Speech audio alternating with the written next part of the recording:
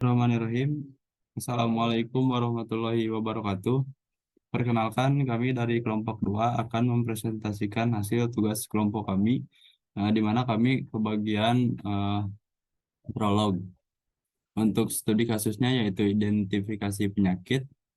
Nah, ini tuh untuk memenuhi salah satu tugas mata kuliah kecerdasan buatan. Lanjut.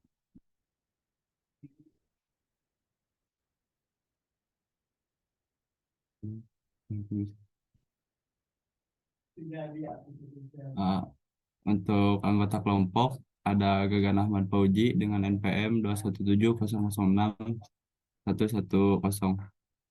Selanjutnya ada saya sendiri, ada Salman Sofian Arifin dengan NPM 217006109. Selanjutnya ada Dikri Maulana dengan NPM 217006111. Yang terakhir ada eh, Rizky Pratama dengan NPM 217006106. Baik, ini adalah materi yang akan kita paparkan, di mana yang pertama ada deskripsi prolog, yang kedua konsep dasar dari prolog, yang ketiga download dan instalasi prolognya, selanjutnya pengenalan lingkungan kerja tool, lanjut ke studi kasus untuk prolog ini dan solusinya, dan yang terakhir ada rangkaian untuk sistemnya. Baik, untuk pertama yaitu deskripsi prolog akan dipaparkan oleh saya sendiri.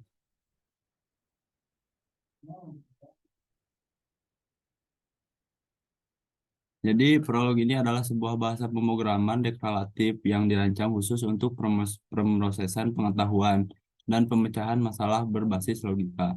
Nah, nama prolog sendiri adalah singkatan dari Programming in Logic. Jadi pemrograman logika. Lanjut untuk konsep dasar prolog. Nah, didasarkan oleh tiga eh, konsep dasar. Yang pertama ada fakta, yang kedua rules, aturan, dan yang ketiga query, yaitu pertanyaan. Baik, dilanjut untuk materi selanjutnya. Untuk download dan instalasi tools akan dijelaskan oleh Gagan Ahmad Fauji. Kepadanya saya persilahkan.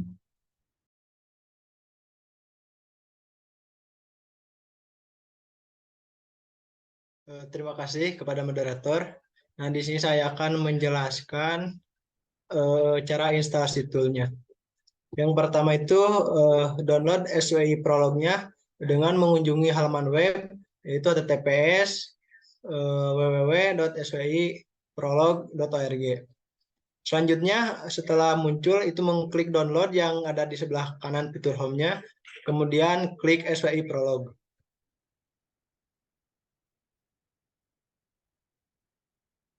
Setelah terbuka halaman web baru, selanjutnya mengklik Stable Release. Di dalam tabel binaris terdapat dua stable release untuk Windows. Nah, di situ kita ngeklik salah satu sesuai konfigurasi sistem yang digunakan. Nah, di sini kita menggunakan yang versi 64 bit.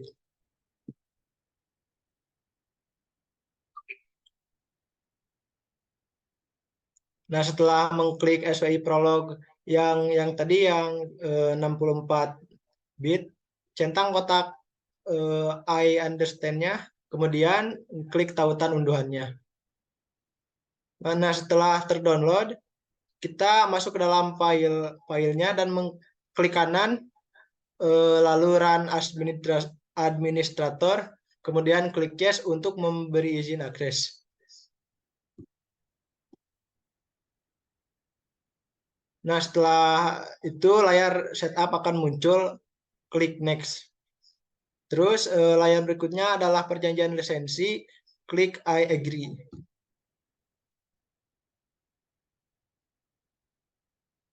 Nah, setelah itu centang SWIPL-nya dan juga centang kotak untuk membuat icon desktop, lalu klik tombol next.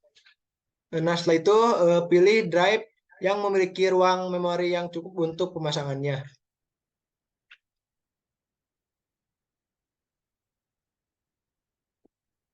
Nah, selanjutnya akan memilih folder, menu start, setelah itu klik tombol next. Lalu layar terakhir ini adalah pemilihan komponen, di mana semua komponen sudah ditandai, jadi jangan mengubah apapun, cukup klik tombol install saja.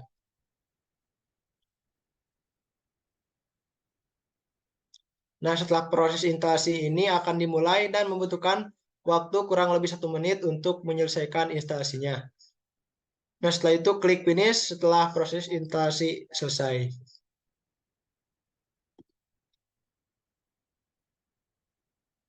Nah, SWI Prolog ini berhasil diinstal pada sistem kami dan dapat dijalankan. Setelah dijalankan, perangkat lunak tersebut diketahui antarmukanya seperti ini.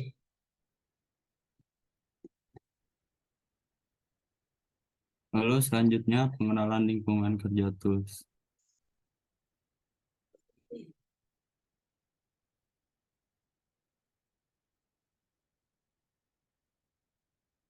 Nah, yang selanjutnya adalah pengenalan lingkungan kerja tools. SWI Prolog, SWI dari Social Wetenscape Informatika adalah salah satu aplikasi yang digunakan untuk melakukan implementasi bahasa pemrograman Prolog. Aplikasi ini dibuat pertama kali oleh Jan Willemaker dan dikembangkan sejak tahun 1987.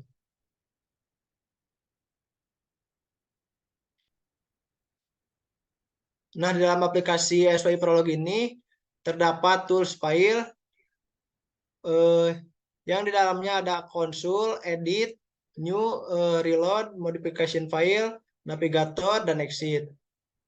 Selanjutnya di tools edit ini terdapat dua, yaitu copy dan paste.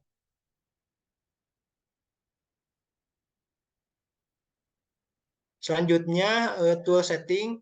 Di dalam tool setting ini terdapat tiga, yaitu ada font, ada user init file, dan GUI preference. Selanjutnya di dalam tool runs terdapat dua, yaitu interrupt dan new thread.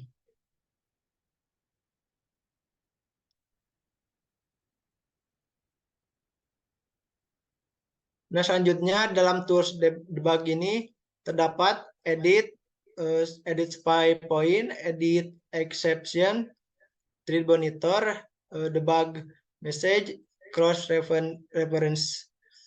Selanjutnya ada graphical debugger. Selanjutnya untuk tools have, ini ada beberapa, contohnya itu about, help, browse, dan lain-lain.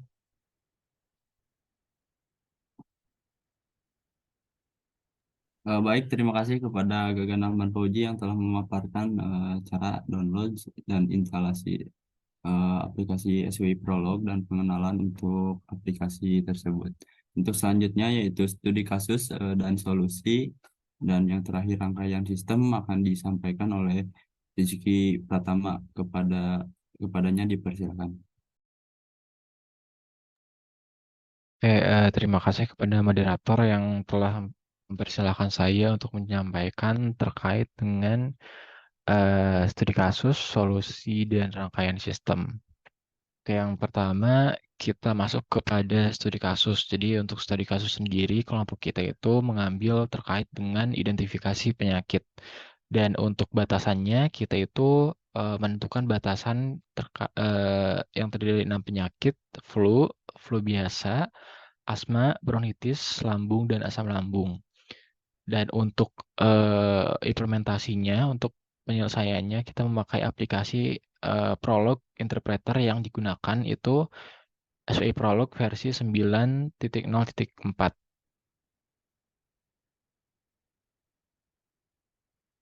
Nah, untuk kelengkapan deskripsi persoalan kasus, di sini proses mengidentifikasi penyakit bertujuan untuk mengetahui jenis penyakit yang dialami oleh si pasien yang belum diketahui. Nah, identifikasi ini dapat dilakukan dengan mendeskripsikan penyakit melalui gejala-gejala yang dialami. Lalu pasien yang terkena penyakit itu harus menyebutkan gejala-gejala apa saja yang dialami agar penyakit tersebut dapat diidentifikasi. Dan untuk solusinya nanti program sistem pakar identifikasi penyakit yang dibuat ini akan mengandalkan pertanyaan dari sistem dan jawaban dari user atau pengguna. Yang tentunya sistem itu akan memberikan pertanyaan-pertanyaan terkait gejala-gejala penyakit yang dialami.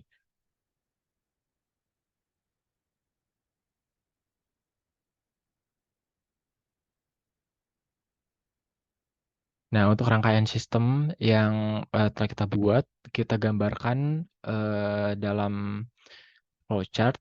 Jadi yang pertama program dimulai, lalu nanti ada inputan dari user terkait dengan memilih gejala yang dialami, lalu nanti akan diproses pada proses identifikasi penyakit, lalu menghasilkan output berupa hasil identifikasi penyakit. Setelah itu program selesai. Mungkin sekian dari saya. Terima kasih. Saya kembalikan kepada Ade Salman.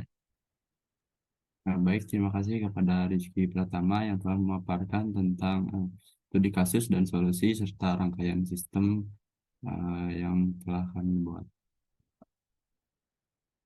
Baik, terima kasih. Mungkin ini terakhir materi. Materi dari kami cukupkan sekian. Nah, untuk selanjutnya yaitu demo untuk program prolognya yang akan disampaikan oleh Dikri Maulana kepadanya. Baik, terima kasih kepada moderator yang telah memperkenalkan saya. Oke, untuk demo aplikasinya yang pertama kita buka dulu aplikasi SWI Prolog dan file AI-nya, yang dimana file AI ini terdapat source code-nya. Yang pertama kita membuat dulu variabel, di mana variabel ini terdapat jenis penyakit beserta gejala-gejalanya. Lalu yang selanjutnya terdapat pertanyaan-pertanyaan mengenai gejala kepada pengguna, yang dimana nanti variabel X ini akan menampung gejala-gejala yang nantinya akan ditanyakan kepada si pasien. Lalu selanjutnya ada kode program untuk menyimpan jawaban pengguna, di mana terdapat dua pilihan, yaitu ya untuk melanjutkan, lalu tidak untuk kembali lagi, atau memilih opsi yang lain. Yang selanjutnya ada deskripsi mengenai penyakit yang nantinya ini akan ditampilkan setelah si pasien menjawab semua pertanyaan yang ditampilkan di aplikasi. Lalu selanjutnya ada prediksi dinamis untuk menyimpan jawaban pengguna, dan ada start untuk memulai sistem identifikasi penyakit. Lalu ada mulai untuk memulai identifikasi penyakit atau mengulang pertanyaan awal. Mungkin langsung saja ya ke tampilan aplikasinya. Yang pertama kita pencet dulu compile, lalu compile buffer. Sampai ini tampil, lalu kita ketikkan mulai titik, dan lalu muncul aplikasinya sudah bisa dijalankan. Nantinya bakal muncul pertanyaan pertama, yaitu apakah Anda memiliki gejala batuk sesuai dengan variabel pertama gejala. Kita coba dulu jawabnya. Lalu muncul lagi sakit tenggorokan. Ya. Ini kita ambil dulu penyakit flu, yang dimana ini kita jawab semuanya. Nanti akan muncul Anda terkena penyakit flu, untuk mengatasinya kamu bisa minum obat antibiotik atau paracetamol. Apakah Anda ingin mengulangi lagi? Kita jawab ya. Lalu kita kembali lagi ke pertanyaan yang awal. Ketika kita jawab tidak, variabel gejala 1 berpindah ke yang isinya berbeda. Kita lihat di sini yang gejala satunya yang isinya berbeda itu adalah di penyakit lambung yaitu mual. Begitu ketika kita menjawab tidak, kita memunculkan lagi pertanyaan mengenai gejala mual. Begitupun selanjutnya kita jawab ya, lalu juga ya, tarik nafas, tarik nafas.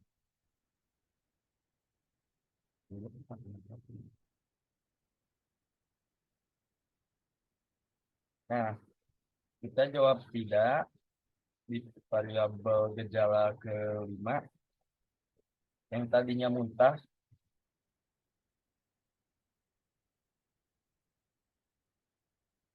berubah menjadi sakit tenggorokan. Lalu apabila kita menjawab lagi tidak,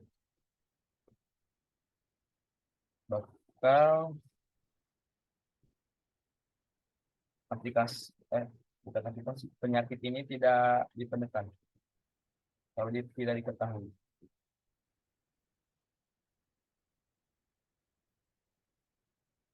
Mungkin itu saja dari saya. Apabila ada kekurangan, mohon maaf. Kembali ke moderator. Baik, terima kasih kepada Dikri Maulana yang telah memaparkan demo aplikasi. Tadi kenapa penyakit tersebut tidak diketahui? Jadi karena si pengetahuan yang telah dituliskan dalam kode-kodenya itu gak ada. Jadi apa namanya? Si sistem tersebut tidak mendeteksi adanya penyakit yang dimana penyakit tersebut diambil dari gejala-gejala yang ditanyakan gitu. Silakan Dikri bisa di close.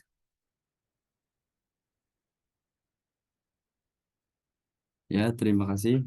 Mungkin sekian untuk presentasi dari kelompok 2 untuk tugas mata kuliah kecerdasan buatan. Mohon maaf bila banyak kekurangan. Terima kasih. Wassalamualaikum warahmatullahi wabarakatuh.